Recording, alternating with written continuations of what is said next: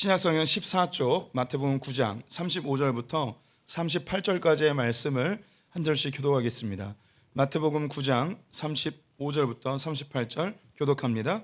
예수께서 모든 도시와 마을에 두루 다니사 그들의 회당에서 가르치시며 천국 복음을 전파하시며 모든 병과 모든 약한 것들을 고치시니라.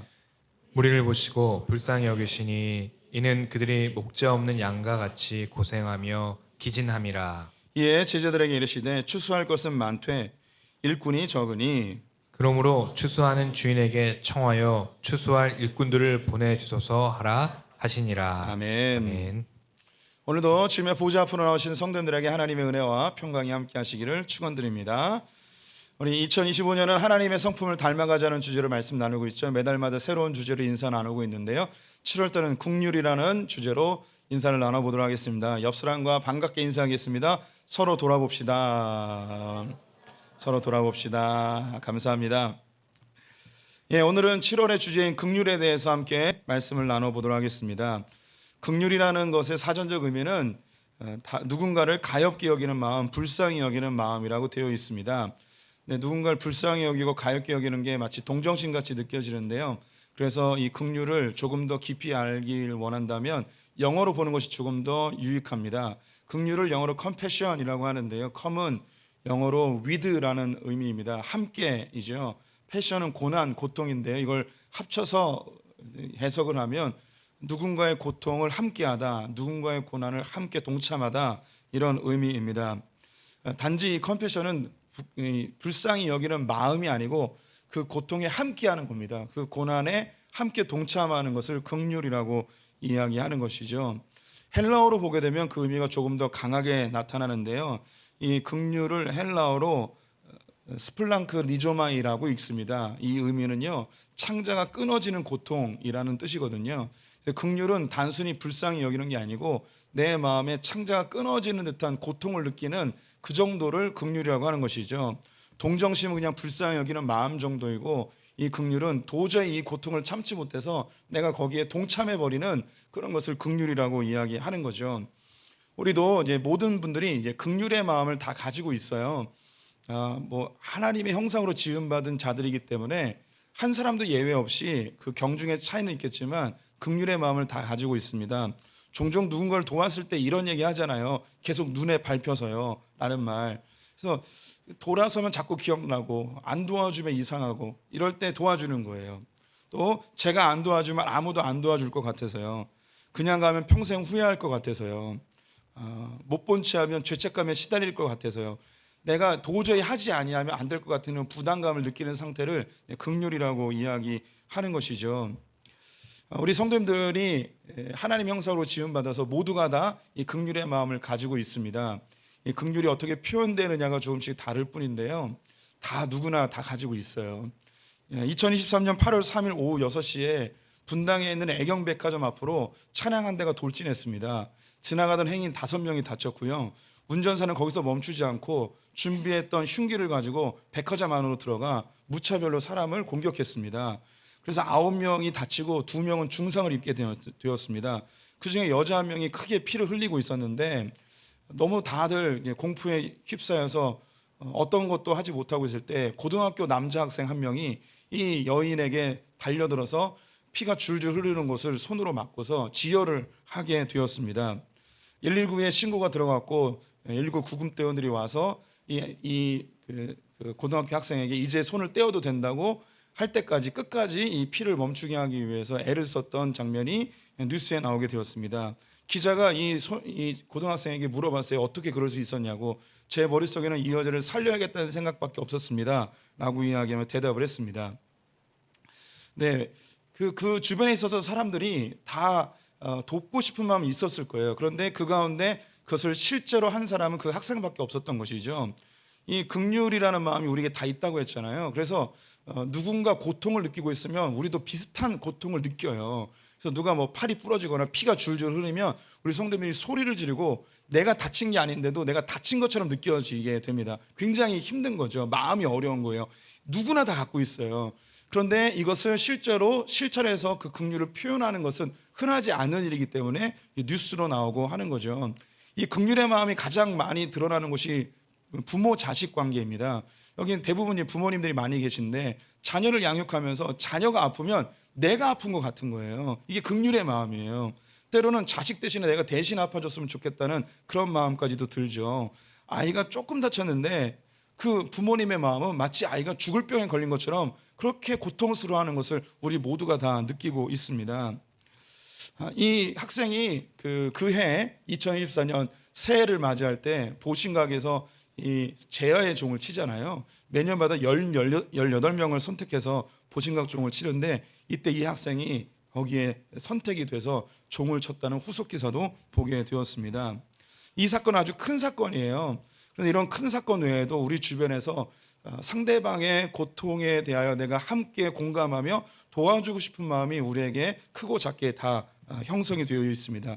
다시 강조하지만 왜 이런 마음이 우리에게 있는가? 모든 사람에게 다 있어요. 왜냐하면 우리가 다 하나님의 형상대로 지음받았기 때문입니다. 하나님은 성경 곳곳에서 긍휼의 하나님이심을 보여주고 있습니다. 우리 시편 103편 8절 말씀 같이 읽어볼까요? 여호와는 긍휼이 많으시고 은혜로우시며 노하기를 더디하시고 인자하심이 풍부하시도다. 하나님은 긍휼이 많으신 분이십니다. 하나님께서 아버지로 표현될 때가 많죠. 부모 자식 관계에서 이 긍휼이 가장 강력하게 나타난다고 했습니다. 자녀된 우리들이 고통당하고 이 죄악된 세상에서 살아가는 모습을 하나님은 너무너무 고통스러워하시는 거예요. 우리가 힘든 것보다 하나님은 더 힘드신 거예요. 긍휼의 하나님이 그런 뜻이에요. 그래서 우리를 건져 주어서 죄악에서 구원하기 위하여 하나님은 직접 육신을 입고 이 땅에 와서 우리를 대신하여 죽으셨습니다. 모든 부모님이 자식이 아프면 대신 아파하고 싶은 마음이 있지만 그렇게 못하잖아요. 그런데 하나님은 그렇게 하신 거예요. 자기 자녀들이 너무 죄악 가운데 고통 속에 살아가는 모습을 보고 더 이상 견딜 수가 없으셔서 하나님이 직접 오셔서 그 자식들을 대신하여 십자가에 못 박혀 죽으시는 그 하나님의 긍휼의 극치가 바로 십자가에서 나타나게 된 것이죠. 하나님이 우리에게 긍휼의 마음을 주신 것은 공동체로 살아가는 우리들에게 이 공동체를 아름답게 만드는 도구이기 때문입니다. 인간은 다 불완전한 존재로 창조가 되었죠. 실수도 하고요, 넘어지기도 하고 때로는 죄를 짓기도 하고 인생 가운데 아픔과 고통을 느끼며 살아갑니다. 이때 우리는 낙심하여 넘어질 때도 있죠. 이때 누군가 와서 내 손을 잡아 일으켜 세워주면 그 길을 다시 갈 수가 있습니다. 때로는 그 마음의 상처를 누군가 보듬어 주기만 해도 치유되어서 다시 그 길을 가기도 하죠. 넘어져 있으면 내 등을 밀어주는 조금만 도와줘도 앞으로 전진할 수 있는 것이 우리의 모습입니다. 다른 쓰러져 있는 사람의 그 고통을 나의 고통으로 느끼고 긍휼히 여길 때에 이 공동체는 아름다워지고 우리는 더 함께 앞으로 전진하며 아름다운 하나님 나라를 만들 수 있기 때문에 주님은 우리에게 긍휼의 마음을 모두에게 주셨습니다. 그런데 안타깝게도 고대나 현대나 관계없이 이 긍휼을 잘 표현하기 어렵고요. 또 긍휼을 베풀기를 두려워하거나 꺼려하는 사람들도 많이 있습니다. 그런 현대에 들어와서는 이 긍휼을 찾아보기가 점점 더 어려워지죠. 긍휼이라는 단어가 교회에서는 자주 쓰여도 일상생활 속에서는 거의 쓰이질 않고 있습니다. 비슷한 배려, 위로, 격려 이런 말은 들어보긴 하였지만 긍휼을 베푼다라는 말은 우리에게 흔히 일상적인 단어는 아니죠. 그만큼 희귀해진 단어인 것 같습니다. 왜 이렇게 긍휼을 베풀기가 어려운가? 크게 두 가지의 이유를 찾을 수 있는데요. 첫 번째는 이제 극심한 개인주의 때문입니다. 모든 사람들이 다 자기 중심적으로 살아가며 다 개인주의화 되어지고 경쟁 속에 살며 경쟁이 스트레스가 되고 피로가 되고 나를 너무 생각하다 보니까 다른 사람을 배려하거나 다른 사람을 생각할 여유가 없어지는 시대를 살아가고 있습니다. 또한 비대해진 국가 사회 시스템이 우리를 긍휼을 베풀지 못하게 만들어 버립니다. 저보다 나이가 많으신 어르신들은 대부분 이제 마을 공동체에서 살았죠. 이때는 국가 복지나 사회 시스템이 안정화되지 않은 상태였죠. 그래서 마을에서 누가 힘들면 옆에 있는 사람이 다 도와줬어요. 누가 어려움이 있으면 함께 하고요. 그리고 품앗이가 일상화되어 있고 개가 일상화되어 있었습니다. 이처럼 사회가 준비해주지 못하는 서로의 긍휼을 마을 공동체에서 서로가 친족끼리 이걸 하게 되죠. 하지만 국가가 점점 사회 시스템이 안정화되면서 옆집에 누가 사는지도 모르고 옆에서 누가 다치고 힘들고 그래도 우리는 도와줄 생각을 하지 않죠. 예전 사회에서는 누군가 힘들고 어려우면 옆에 사람들을 비난했습니다. 아니 저는 힘든 걸 보면서도 왜 도와주지 않아? 라고 했던 사회였죠. 지금은 누군가가 고통 가운데 힘들어하면 대부분의 사람들은 어떤 이야기를 하냐면 국가를 욕합니다. 저렇게 힘든 사람을 왜 나라에서 안 도와주지? 나라는 뭐하고 있지? 공무원들은 뭐하고 있지? 하며 비대해진 국가 시스템 때문에 우리가 인간으로서 마땅히 해야 될 것을 국가에 다 넘겨버리는 일이 발생하는 거죠. 이 국가가 안정화된 시스템을 갖고 있는 건 참 좋은 건데 이것은 참 어두운 부분도 있습니다. 인간의 인간미가 점점 사라지는, 인간으로서 마땅히 해야 될 도덕이 사라지는, 사회에게 다 미루어 버리는 그런 안타까운 현실도 있긴 합니다. 긍휼이 사라지게 되었을 때 사람들에게 나타나는 두 가지 반응이 있는데, 하나는 무관심입니다. 옆에서 누가 죽어가도 많이 무관심해진 사회를 살아가고 있죠. 못 본 채 하는 거예요. 너무 바쁘다 보니까 나 챙기기도 어렵기 때문에 내 코가 석자다 하면서 무관심해져 버리는 그런 시대에 살고 있고요. 또 한 가지 이 긍휼이 사라진 시대에서 나타나는 게 뭐냐면 무자비입니다. 사람들이 불쌍하고 어려우면 우리는 긍휼의 마음이 들어서 그 사람을 도와주고 싶은 것이 우리의 마음이잖아요. 하나님 주신 마음인데, 무자비는 뭐냐면 불쌍한 사람, 힘든 사람을 오히려 더 이용해 먹는 그런 사람들인 거죠. 사기꾼들이 참 신기한 게 편안하고 잘 나가는 사람보다는 위기에 있는 사람들 더 이용해 먹습니다. 그래서 그 사람의 얼마 남지 않은 것을 더 뺏어 먹고 또 그 부채를 바꿔준다고, 대출을 바꿔준다고 하면서 오히려 더 많은 부채를 만들어 버리는 그런 일이 있죠. 이것은 오늘날에만 있었던 것은 아니고 오래전부터 불쌍한 사람을 무자비하게 이용해 먹는 그런 사람들이 늘 있었습니다. 그래서 그런 말 있잖아요. 벼룩의 간을 빼먹는다는 말도 있고, 또 가진 놈이 더한다 뭐 이런 얘기도 있고, 잘 들어보지 못하신 뭐 속담이긴 한데 문둥병자의 코에 마늘을 빼먹는다 뭐 이런 말도 있어요. 가끔씩 장애인들을 돕는다 하면서 장애인 복지 단체들이 장애인들을 이용해 먹는 경우도 있고요. 몇 년 전에 뉴스에 한참 떠들렸던 위안부 할머니들을 돕는다 했던 단체가 오히려 위안부 할머니들의 보조금을 이용해 먹는 이런 일들도 있지 않습니까? 이처럼 이 긍휼이 사라져 버리면 사람들이 무관심해지거나 무자비해지는 시대를 살아갑니다. 지금 어쩌면 우리는 그런 양극단으로 흘러가는 것 같아요. 대부분의 사람들은 힘들어하는 누군가를 무관심하게 쳐다보고, 또 그 가운데 무자비하게 그 불쌍한 사람들을 이용해 먹는 그런 사람들도 점점 더 많이 나타나고 있는 듯합니다. 이런 현대의 이런 긍휼이 사라진 인간의 죄악성을 바라보면서 우리 크리스천들에게 주님은 우리에게 긍휼을 베풀라는 명령을 내리고 있습니다. 유명한 마태복음 5장 7절 말씀 같이 읽어보도록 하겠습니다. 긍휼히 여기는 자는 복이 있나니 그들이 긍휼히 여김을 받을 것이며. 하나님은 긍휼을 베푸는 자는 긍휼히 여김을 받는다고 합니다. 이것은 하나님의 자연의 질서이죠. 뿌린 대로 거둔다는 거예요. 우리 믿는 자들이 먼저 긍휼을 뿌리면 긍휼이 돌아온다는 거예요. 이 세상이 그렇게 아름다워진다는 것이죠. 우리가 긍휼을 베풀면 그 긍휼을 받은 사람이 우리에게 돌려주거나 혹은 기억하시는 하나님께서 우리에게 긍휼을 베풀어 주십니다. 이것이 은혜의 선순환이고 긍휼의 선순환이죠. 이렇게 선순환될 때 하나님의 나라가 이루어지고 이 땅이 아름다워집니다. 그래서 긍휼은 하나님 나라를 이루는 중요한 방편이 되는 것이죠. 그렇다고 해서 우리가 무엇인가 대가를 기대하거나 혹은 나에게 긍휼이 돌아올 것을 그렇게 계산하여서 긍휼을 베푸는 것은 우리의 자세는 아닙니다. 우리는 왜 누군가에게 긍휼을 베푸는가? 그 이유는 우리가 먼저 긍휼을 받은 자이기 때문이죠. 예수 그리스도로부터 우리는 긍휼을 이미 받은 자예요. 에베소서 4장 32절 말씀 같이 읽습니다. 서로 친절하게 하며 불쌍히 여기며 서로 용서하기를 하나님이 그리스도 안에서 너희를 용서하심과 같이 하라. 예수님께서 우리를 불쌍히 여기셨고 우리를 용서해 주셨고 우리를 구원해 주셨습니다. 먼저 긍휼을 베풀어 주셨죠.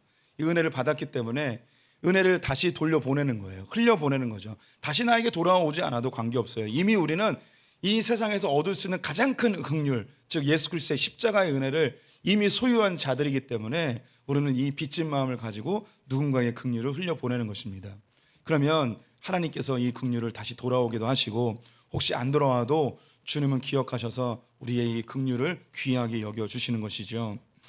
예수님께서 이 땅에 오셔서 우리 크리스찬들이 어떻게 긍휼을 베풀며 살아야 되는지에 대해서 모범을 보여주셨습니다.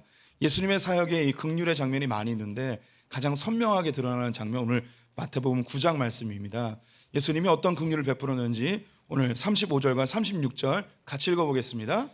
예수께서 모든 도시와 마을에 두루 다니사 그들의 회당에서 가르치시며 천국 복음을 전파하시며 모든 병과 모든 약한 것을 고치시니라. 무리를 보시고 불쌍히 여기시니 이는 그들의 목자 없는 양같이 고생하며 기진함이라. 예수님께서 모든 도시와 고을을 돌아다니며 회당에서 두 가지 일을 하셨습니다. 예수님이 공생애 가운데 하신 일이 두 가지라는 거예요. 첫 번째는 천국 복음을 전한 것이고, 두 번째는 모든 병든 자와 약한 자를 고쳐주신 것입니다.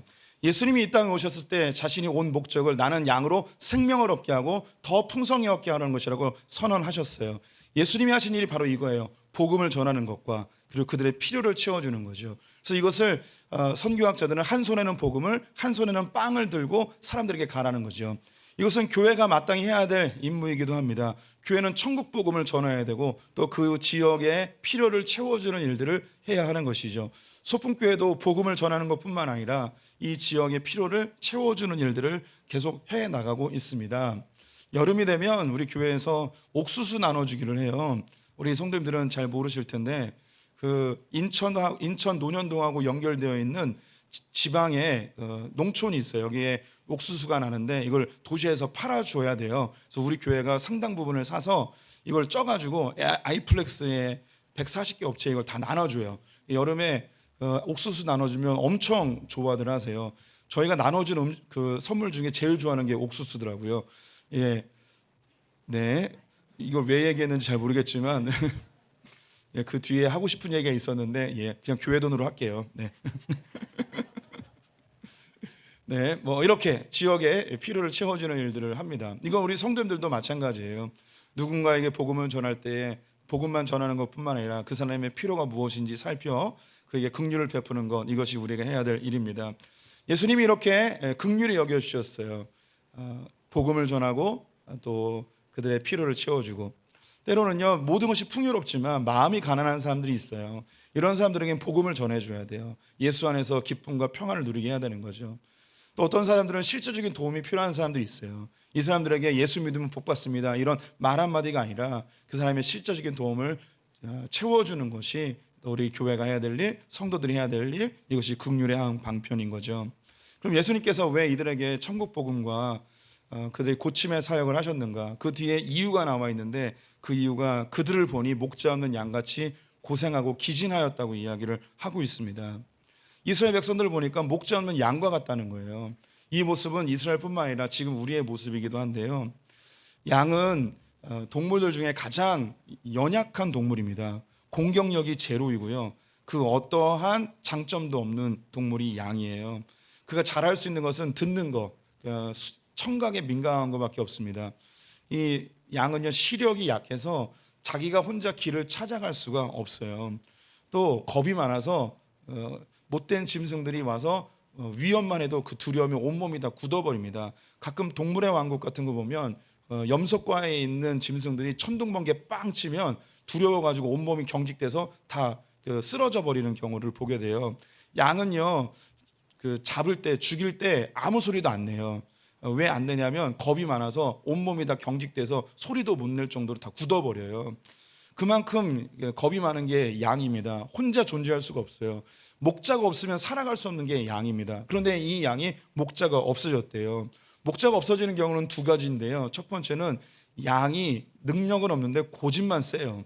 그래서 자기가 먹는 풀을 먹다가 이 목자의 인도를 무시하고 자기가 갈 길을 마음대로 가다가 무리해서 이탈해 버려 그가 낙오가 되어 버리는 경우죠. 두 번째는 사꾼 목자를 만날 때입니다. 이스라엘은 목자가 있고 목동이 있습니다. 목자는요 한 10마리, 100마리 정도의 양을 돌보게 되는데 이 목자는 정규직이에요. 매니저예요. 그래서 양이 없어지면 자기 돈으로 양을 메꿔 놓아야 돼요. 그런데 목동, 사꾼 목자는요 아르바이트생이에요. 양이 없어져도 메꿔 놓을 책임이 없죠. 그래서 도둑이나 못된 짐승이 오면 이 사꾼들은 도망가 버려요. 그럼 양들이 홀로 남겠죠. 이 못된 짐승들이 몇 마리 잡아먹고 몇 마리 남을 거예요. 얘네들은 목자 없는 양이 돼버리는 거죠. 이들은 곧 죽음이 앞에 다가오고 못된 짐승이나 도적에 의해서 그들의 목숨은 한순간에 사라질 것이 뻔하였습니다. 우리를 보니까 그런 존재라는 거예요. 이 목자 없는 양에게 나타나는 몇 가지의 특징이 있는데 첫 번째는요 방향을 잃어버립니다. 목자가 없어서 어디로 가야 될지 몰라요. 시력이 나쁘다고 했잖아요. 목자의 음성을 듣고 따라가야 되는데 길을 잃어버리는 거예요. 어디로 가야 될지 모르는 거죠. 우리의 인생이 목자 없는 양과 같습니다. 안개 속을 걷는 듯이 어디로 가야 될지 모르고 뭘 해야 될지 모르고 뭐 해 먹고 살아야 될지 모르고 어떤 학교에 가야 될지 누구와 결혼해야 될지 어떤 직장에 들어가야 될지 우리는 목자 없는 양같이 아주 컴컴한 인생을 두렵게 살아가는 인생들입니다. 두 번째, 목자 없는 양은요, 보호와 돌봄을 받을 수가 없어요. 언제 이 도적대와 짐승들이 맹수들이 공격해 올지 몰라요. 늘 긴장하고 살아가야 되는 거죠. 우리의 인생이 그래요. 미래에 무슨 일이 벌어질지, 내가 하는 일이 실패하면 어떻게 될지 늘 두려움과 염려 속에서 긴장하며 살아가는 것이 우리의 모습입니다. 세 번째 특징은요, 목자 없는 양은 무리에서 홀로 떨어져 심각한 외로움 속에 살아가게 된다는 것입니다. 소리를 아무리 질러도 목자는 듣지 못하고 자기의 무리를 찾을 수가 없습니다. 현대인들은 더욱더 외로워지는 것 같습니다. 공동체를 찾고 가까이 할 사람을 찾지만 또 상처를 받을까 봐 스스로 마음의 문을 닫고 더욱더 외롭게 살아가는 것이 현대인의 모습이 아닐까 싶습니다. 공동체를 갈망하지만 나를 받아줄 공동체는 어디에 있을까 찾아보지만 잘 찾지도 못하고 그렇게 사람과 사귀는 것이 점점 어려워져 결혼도 멀리하고 친구도 멀리하는 그런 은둔형 외톨이들이 점점 많이 늘어나고 있죠. 네 번째는 푸른 초장과 실만한 물가로 가지 못합니다. 이것은 풍족하지 못하고 늘 궁핍하게 메마른 인생, 쉼이 없는 인생을 살아가는 거죠. 현대인들이 그래요. 우리는 늘 어떻게 하면 편안하게 살까, 어떻게 하면 쉴까, 이것을 늘 생각하죠. 그러면서 늘 궁핍하게 쉼 없이 고단하게 살아가는 것이 우리의 인생입니다.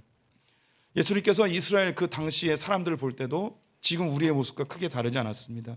어디로 가야 될지 모르고 늘 두려워하고 쉬지 못하고 마음의 평안과 안정감이 없는 그 사람들 보면서 너무 마음이 고통스러운 거예요. 내가 이 사람들을 만들 때, 이 땅에 보낼 때 이렇게 살려고 보낸 게 아닌데 왜 이렇게 생명력 없이, 왜 이렇게 풍성하지 못하게 이렇게 고통 가운데 기진하여 고통하며 살아갈까? 예수님의 마음이 너무 고통스러웠습니다. 그래서 천국 복음을 알려주고 그들을 치료해 주는 일을 하였죠. 그 예수님께서 저와 우리 성도님들을 찾아오셨습니다. 어떻게 살아가야 될지 모르고 어떤 일을 해야 될지 모르고 늘 두려움 속에 염려와 근심 속에 살아갔던 인생의 소망도 없던 우리들에게 주님이 찾아오셔서 하늘 소망 주시고 그리고 주님 붙들고 살아가다 보니 하나하나 주님이 해결해 주시고 인생 가운데 풍성함과 평안함과 쉼과 안식을 이미 우리 성도님들은 많이 경험하였습니다.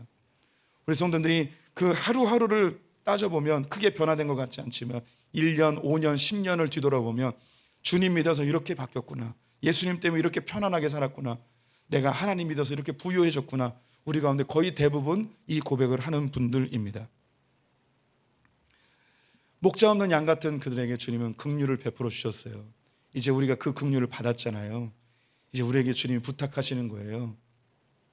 이 세상에 얼마나 많은 목자 없는 양 같은 존재가 있냐, 추수할 곡식들이 널려 있지 않냐, 너희들이 가서 그들에게 하나님의 복음과 주님의 사랑, 긍휼을 좀 전해보지 않겠니? 라고 우리에게 초대하고 계시는 거죠.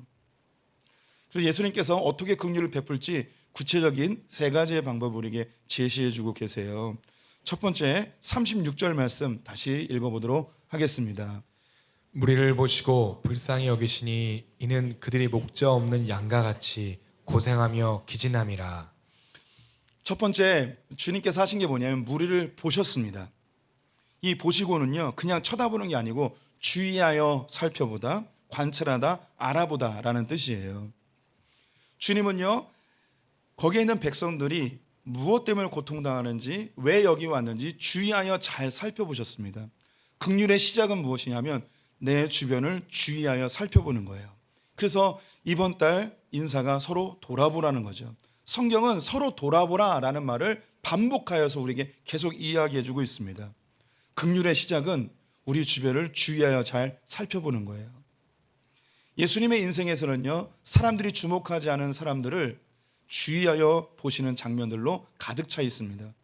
예수님이 하루는 회당에 가셨는데 아무도 관심 갖지 않는 손 마른 여인이 있었어요.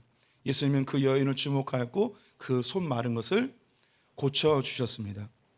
예수님이 한 번은 예루살렘에 방문하셨는데 베데스다 연못가에 수많은 병자들이 있었습니다. 아무도 관심 갖지 않고 스스로 자기의 인생도 포기해버린 38년 된 병자에 대하여 예수님은 관심을 갖고 그를 바라보시며 그를 치료해 주시죠. 예수님이 여리고에 방문하였을 때 수많은 사람들이 예수님 주변으로 몰려들었습니다. 예수님께서는 아무도 관심 갖지 않고, 아니 그 모든 사람이 무시해버린 그 여리고의 세리장 삭기오가 뽕나무 위에 올라가 있는 것을 보고 그를 주목하여 보고 그가 내려오게 하여 그의 집에 머문다고 이야기하였습니다. 한 번은 수많은 사람들이 예수님 주변으로 몰려들었을 때 아무도 관심 갖지 않는 무명의 한 여인, 이 여인이 예수님의 옷자락을 잡았어요. 12년 동안 혈루증으로 고통당하는 여인이었는데 아무도 관심 갖지 않을 때 이 여인에 대해서 예수님은 관심을 가져주었습니다. 또한 저와 같이, 그리고 우리 성도님들, 세상은 아무 관심도 갖지 않고 우리를 무시하고 천하게 여기는 우리들에 대해서 주님은 관심을 가져주셨고 지켜보셨고 우리를 이 땅에서 구원해내어 하나님의 위대한 자녀로 삼아주셨습니다. 그리고 우리에게 선언하십니다. 내가 오늘날 너를 낳았도다. 내가 너를 지명하여 불렀나니 너는 내 것이다. 주님은 우리를 지목하여 보셨습니다. 그리고 우리에게 긍휼을 베풀어 주셨죠. 긍휼의 시작은 우리 주변을 서로 돌아보는 것입니다. 사랑방 식구들, 나의 친족들, 나의 이웃들, 내 주변에 있는 사람들을 주의하여 살펴보는 것, 여기서부터 긍휼이 시작이 되는 것이죠. 두 번째, 예수님께서 하신 것이 무엇이냐? 불쌍히 여기셨습니다. 이 불쌍히 여겼다는 것은 감정적인 영역이죠. 하나님이 일하실 때는 이성적으로 일하시기도 하지만 우리의 감정을 통하여 일하실 때도 많이 있습니다. 불쌍히 여기는 마음이 예수님의 마음속에 일어났어요. 이와 같이 우리가 주변을 살펴보면, 혹은 내가 살펴보지 아니하여도 내게 들려오는 소식으로 우리가 불쌍히 여기는 마음이 내 내면 속에 일어나는 것을 느낄 때가 있어요. 어떻게 하며 내 마음속에 불쌍히 여기는 마음이, 감정이 느껴질 때가 있죠. 그럼 그 사람에 대해서 그 감정을 외면하거나 회피하지 않고 그 감정에 정직하게 반응하는 것이 긍휼입니다. 도와줄 마음이 있다면 도와주는 거예요. 내 이성으로는 난 도와줄 형편이 안 되는데, 능력이 안 되는데, 그래도 내 마음속에 이 긍휼이 여기는 감정이 일어났다면 이 감정에 반응하는 거죠. 죄악에 반응하는 것이 아니라 주님이 주신 그 긍휼의 마음에 반응을 하는 거예요. 내 형편과 상황은 안 되지만 하나님이 내 마음속에 그 긍휼의 마음을 불러일으키셨으니 거기에 반응해 보는 거죠. 내가 할 수 있는 한에 한해서. 선교사님들이 선교지를 정하고 선교 국가를 정할 때에 보편적으로 사용하는 방법이 있는데요. 그 방법이 뭐냐면 어느 나라에 가서, 어느 도시에 가서 그 나라와 도시에 대한 감정이 일어날 때가 있어요. 거룩한 분한감이라고도 표현하거든요. 도저히 이곳을 떠날 수 없는 거예요. 눈물이 흐르는 거죠. 하나님이 그 안에 감정을 일으키시는 거죠. 그러면 그곳이 하나님이 부르신 현장이다, 너의 선교지다 라는 이야기들을 종종 하십니다. 저는 이번 주에도 캄보디아에 가야 돼요. 캄보디아에 간 숫자가 10회 이상이 되는데 참 놀라운 게, 저는 캄보디아에 가면 한 번도 울어본 적이 없어요. 판잣집에 가고 힘들어하는 사람들을 봐도 아무 감동이 느껴지지 않아요. 저는 캄보디아보다 더 어려운 그런 나라들도 가봤습니다. 정말 빈민가를 돌아다니고 정말 돼지우리 같은 데서 사는 곳도 가봤습니다. 저는 그들과 함께 잠도 자보고 땅바닥에서 자다가 개가 오면 개 끌어안고 자고 이런 적도 있었습니다. 근데 신기한 게, 그런 걸 보면 한 번도 마음의 감동이나 눈물이 흘러본 적이 없어요. 그렇게 해외 선교를 갔다가 거기를 사랑하지 않는다는 게 아니에요. 그런 감동이 없다는 거죠. 저를 완전히 쓰레기로 보지 마세요. 저는 선교를 굉장히 소중하게 여기는 사람이에요. 그런데 그렇게 선교지에 갔다가 인천공항에 내리면 그때부터 눈물이 납니다. 이 대한민국과 조선 땅을 생각하면 계속 눈물이 나요. 벌써 목이 메려고 그러잖아요. 그래서 저는 깨닫게 되는 거죠. 나는 해외용이 아니라 국내용이구나 라는 걸 알 수 있는 거죠. 그래서 저는 이 나라 이 민족을 생각하면 눈물이 나요. 그러면 저는 이 땅에 부름을 받은 거죠. 하나님은 이 감정, 긍휼히 여기는 마음을 외면하지 않도록 우리의 이야기하시는 거죠. 우리 성도님들의 마음속에 누군가 긍휼히 여기는 마음이 있다면 외면하지 마시고 실천해 보세요. 세 번째는, 예수님께서 이런 긍휼의 마음이 있다면 뭐 해야 되는지 알려주세요. 뭘 해야 되는가? 기도하래요. 기도. 오늘 본문 37절 38절 같이 읽어보겠습니다. 이에 제자들에게 이르시되 추수할 것은 많되 일꾼이 적으니 그러므로 추수하는 주인에게 청하여 추수한 일꾼들을 보내 주소서 하라 하시니라. 추수하는 주인은 하나님입니다. 하나님께 기도하라는 거예요. 추수할 일꾼을 보내달라는 것이죠. 이 본문은 한국교회가 오랫동안 전도할 일꾼을 보내달라 뭐 이런 의미로 해석을 했습니다. 틀린 것은 아닙니다. 하지만 오늘 본문은요, 긍휼에 관한 거예요. 그럼 이 추수할 일꾼은 어떤 것이냐면 긍휼의 마음 가진 자를 추수할 일꾼이라고 이야기하는 거죠. 이 긍휼의 마음은 복음을 전하는 것과 더불어서 빵을 나눠주는 것도 포함이 되어 있는 것입니다. 우리는 우리가 할 수 있는 것을 도와줘야 돼요. 긍휼의 마음이 있다면, 그 감정이 일어났다면 도와줘야 돼요. 그런데 우리가 모든 것을 도와줄 수 있는 것은 아니에요. 내가 할 수 없는 것도 많이 있어요. 그럼 그때 외면해야 되는가? 그 긍휼의 마음이 있는데 외면해야 되는가? 나는 능력이 없고 나는 못하니까 외면해야 되는가? 그게 아니고 내가 할 수 없으면 뭐 해야 되냐면 기도하라는 거예요.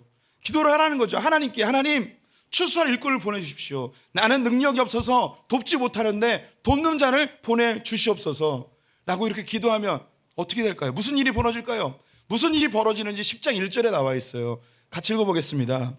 예수께서 그의 12 제자를 부르사 더러운 귀신을 쫓아내며 모든 병과 모든 약한 것을 고치는 권능을 주시니라. 이렇게 기도했더니 하나님께서 권능을 주시는 거예요. 기도하지 않으면 권능을 받지 못할 뿐더러 기도하지 않으면 하나님이 일도 안 하세요. 우리가 지금은 하지 못하는 것 같아도 기도하다 보면 내게 능력이 주어질 때 기도하는 사람은 그 일을 해요. 기도하게 되면 누군가가 도울 자를 붙여주세요. 저는 목회를 오랫동안 하다 보니까 어떤 데이터가 나와요. 교회에 새신자가 오는 경우가 있어요. 완전 새신자. 그럼 이 새신자가 등록을 하면 제가 꼭 물어보는 게 있습니다. 주변에 교회 다니는 분이 계시냐고, 가족 중에 누구 교회 다니는 분 계시냐고. 이거 왜 물어보냐면요, 한 영혼이 교회 올 때요, 전도 한 번으로 오는 게 아니에요. 그 뒤에 기도하는 누군가가 있어요. 오랫동안 기도한 누군가가 반드시 있어요. 우리 교회에 올해 등록한 그 새신자 중에 자기 여자친구 때문에 등록한 친구가 있어요. 8월 달에 이제 결혼하는데, 그래서 새신자 왔을 때 제가 물어봤죠. 주변에 교회 다니는 사람 있냐고. 분명히 있어요. 있대요. 누구냐고. 누나라고. 누나가 있대요. 누나 어느 교회 다니냐고. 역곡에 있는 연세중앙교회 다닌다는 거예요. 여기는 센 교회예요. 그래서 제가 얘기했죠. 누나가 좀 열심히 믿겠네요. 광신자래요. 그래서 누나가 기도한 거예요. 누나가 기도해서 교회 다니는 여자친구 만나서 교회 등록하게 된 거예요. 그 누나가 얘기해도 아마 귀뚱으로도 안 들었을 거예요. 누나니까. 원래 그런 거예요, 가족들은. 예. 근데 이 누나가 멈췄을까요? 아니에요. 기도하는 거예요. 기도하면 자기가 아니어도 추수할 자를 보내서 그 사람이 교회 나오게 하는 거죠. 복 받은 거죠. 예. 우리 성도님들이 아시듯이 저는 오랫동안 북한을 위해서 기도했습니다. 대학 1학년 때부터 평화부터 창성군 유평리를 위해서 기도하고 있는데요. 북한에 대한 관심이 늘 있죠. 하지만 북한은 어떻게 직접적으로 도울 수 있는 방편이 없어요. 뭐 여러 가지 도울 수 있는 그런 기회들도 있었지만 직접적으로 저에게 뭐 장이 열려지고 그러진 않았습니다. 근데 2주 전에 우리 교회에 마침 북한 선교단체의 간사님 두 분이 등록하셨고, 이분을 통해서 그 탈북자들 중에 전도사 목사님들 탈북하셨는데 한국에 와서 전도사 목사 대신 사역자들을 위한 수련회가 열린 거예요. 제가 강사로 가게 되었고 거기서 이제 강의를 하게 되었습니다. 너무 기뻤어요. 강의한 게 기쁜 게 아니고 제가 30여 년 동안 기도했던 그 기도가, 끊임없이 기도한 그 기도가 이렇게 열매로 나타나고 내가 이 탈북자 그리고 북한 선교에 내가 조금이나마 함께 동참할 수 있다는 것이 너무나 큰 기쁨이었습니다. 이렇게 강의하던 중에 한 분이 저에게 이 수련회에 오지 못한 힘든 탈북 사역자 전도사님이 계시다는 거예요. 광주에서 지금 신학교를 다니고 있는데 삶이 너무너무 힘들다는 거죠. 그래서 목사님이 기회가 되시면 좀 도와주었으면 좋겠다고 이렇게 이야기하셨어요. 부담이 되죠. 그 돈으로 좀 도와달라는 건 참 언제나 부담이 돼요. 그런데 제 마음속에 부담감이 있는 거예요. 긍휼의 마음이 있는 거죠. 탈북해서 사역자가 됐는데 먹고 살기도 어려워서 뭔가 좀 도와줘야겠다는 마음이 제 안에 있었죠. 그런데 저도 이제 그 목회하면서 데이터가 계속 있다고 그랬잖아요. 이렇게 하나님이 누군가를 도와줘야 된다는 그런 다 일이 생기잖아요. 그럼 신기한 게 어디선가 돈이 와요. 이 돈을 일로 보내면 되는 거예요. 그때 이제 딱 머릿속에 이렇게 도와야 될 사람이 있으니까 돈이 곧 오겠구나라고 생각을 했어요. 그리고 이번 주에 수요일 날 수요 예배를 하기 위해서 준비하고 있는데 제 방문을 누가 두드려셨습니다. 문을 열고 한 권사님이 들어오셨어요. 그러더니 핸드백에서 하얀 봉투를 꺼내시더니 이야기하셨어요. 목사님 쓰고 싶은데 쓰세요 하고. 그럼 이 돈은 어디로 가야 되냐면 그 북한 사역자에 가야 되는 거예요. 바로 갔죠, 글로. 이게 하나님이요, 이렇게 일하시는 거예요. 우리가 기도하지 않으면 아무 일도 일어나지 않아요. 우리가 긍휼의 마음이 있으면 외면하거나 무시하지 마시고 이 긍휼의 마음을 내가 할 수 있으면 도와주세요. 그리고 기도하세요. 내가 할 수 없으면 누군가를 통해서든 복음이 전해지거나 빵을 주거나 혹은 내가 그때의 능력이 생길 때 내가 도울 수 있다면 기도를 유지한 사람이 잊지 않고 이걸 반드시 실천을 하게 되어 있습니다. 긍휼은 하나님 나라를 이루는 방법입니다. 긍휼은 하나님 아버지의 마음을 배우는 현장입니다. 우리 성도님들 주변을 돌아보십시오. 내가 은혜 받았기 때문에 은혜를 베풀어야 돼요. 또 불쌍히 여기는 마음이 있다면 외면하지 마십시오. 할 수 있는 건 도와주십시오. 내가 할 수 없는 것은 기도하십시오. 하나님이 도와주시든 나에게 환경을 열어주셔서 도와주시든 이렇게 긍휼의 선순환을 통하여서 우리 성도님들도 하나님께 긍휼히 여김받는 분들 되시기를 축원드립니다. 시간이 좀 갔지만 우리 찬양 한 장 하면서 예배 마치겠습니다. 우리 하나님 아버지의 마음을 담길 원하며 함께 찬양합니다. 아버지 당신의 마음이 있는 곳에 내 마음이 있길 원합니다. 아버지 당신의 마음이 있는 곳에 나의 마음이 있기를 원해요. 아버지 당신의 눈물이 고인 곳에 나의 눈물이 고이길 원해요. 아버지 당신이 바라보는 영혼에게 나의 두 눈이 향하길 원해요. 아버지 당신이 울고 있는 어두운 땅에 나의 두 발이 향하길 원해요. 나의 마음이 아버지의 마음 알아. 내 모든 뜻 아버지의 뜻이 될 수 있기를 나의 온몸이 아버지의 마음 알아. 내 모든 삶 당신의 삶 되기를 나의 마음이 아버지의 마음을 담기 원합니다. 나의 마음이 아버지의 마음 알아. 내 모든 뜻 아버지의 뜻이 될 수 있기를 나의 온몸이 아버지의 마음 알아. 내 모든 삶 당신의 삶 되기를 내 모든 삶 당신의 삶 되기를. 지금 우리 주 예수 그리스도의 은혜와 하나님 아버지의 무한하신 사랑과 성령의 교통하심이 나에게 무한한 긍휼로 대해주신 주님의 그 높으신 사랑을 우리가 본받아 우리의 지체들을 주의 깊게 살펴보고 긍휼을 베풀며 기도하기로 결심한 소풍의 모든 성도들 가운데 지금부터 영원토록 함께 있을지어다. 아멘.